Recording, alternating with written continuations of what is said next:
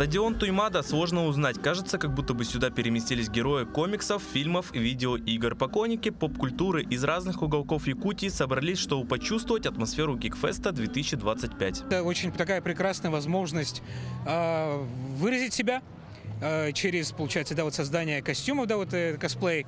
У нас очень много различных художников, авторов, различных комиксистов, выступают, конечно же, музыканты, танцоры, ну, в общем, вся талантливая молодежь, можно сказать, да, то есть и не только молодежь, в целом талантливые люди, гости вот нашего города, столицы, да, вот собираются здесь. Фестиваль предлагает насыщенную программу. Кульминацией стали конкурсы косплея, короткометражных фильмов и рисунков. Жюри предстоит выбрать лучших из лучших. Евгений Титов еще с прошлого года готовился к фестивалю и сделал модель автомашины DeLorean из культового фильма «Назад в будущее». Полностью косплей, вот автомобили, 2 персонажа и аксессуары сделаны, да, этими вот руками. В течение года все собиралось, делалось, красилось и так далее. Самое сложное было это, несмотря на объем, не автомобиль, а именно вот эта вот рубашка. Сложная вот именно вот это вот, а самая дорогая это вот эта рубашка.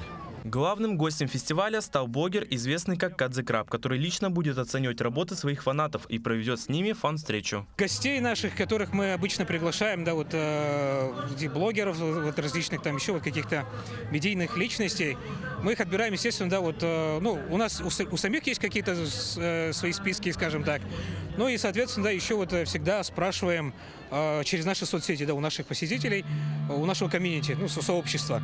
То есть кого бы они хотели видеть на нашем фестивале в качестве гостя. Гикфест является настоящим праздником творчества и вдохновения. Своими эмоциями с нашей съемочной группой поделились участники фестиваля. Для меня это такой прям очень яркий и очень теплый праздник, потому что все люди здесь раскрывают свои таланты, свои увлечения. В Гикфесте я впервые.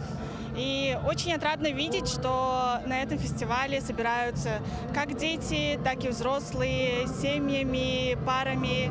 И классно, что такой фестиваль вообще проводится у нас в Якутии. Я хожу на Гикфест, потому что тут как раз-таки на воздухе сам фест идет.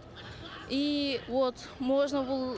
Сюда приходишь, и много разных фандомов всяких, и ты можешь найти свой фандом, в котором ты находишься, либо который тебе интересен.